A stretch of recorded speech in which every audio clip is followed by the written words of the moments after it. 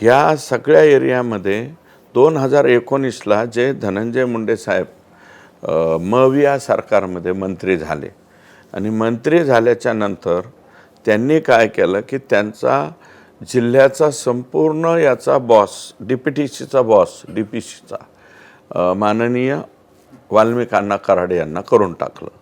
त्याच्यानंतर मंत्रीपद त्यांच्याकडे होतं, कृषी मंत्रीपद होतं, त्याच्या कालावधीतला संपूर्ण चार्ज आकांकडे देऊन टाकला।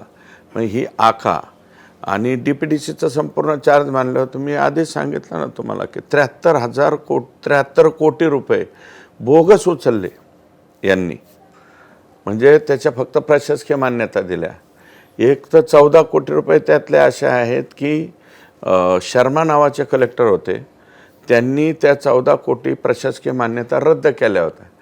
प्रशासकीय मान्यता रद्द केलेल्या कामाचे सुद्धा 14 कोटी रुपये बोगस उचलून घेतले। अजून परळी नगर परिषद यायची, परळी अजून मी काढलेली नाही, काढणार आहे काही दिवसामध्ये।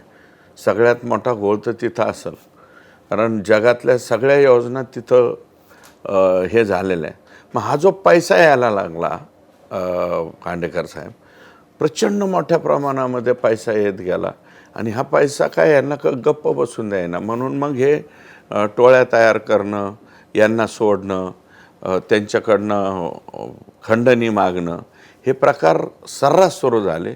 आणि हे प्रकार, ही आवादा कंपनी ही लास्टची कंपनी, यांनी याच्या अगोदर रिन्यू पॉवर या कंपनीकडून घेतले, O2कडून पैसे घेतले, आणखी एक कोणती तरी कंपनी, आपल्याला ते एवढी त्यातली माहिती नाही, परंतु माझ्या मतदारसंघातल्या पाटोदा तालुक्यामध्ये जिथं काम चालू आहे तिथं यांनी या कंपन्यांकडून सुद्धा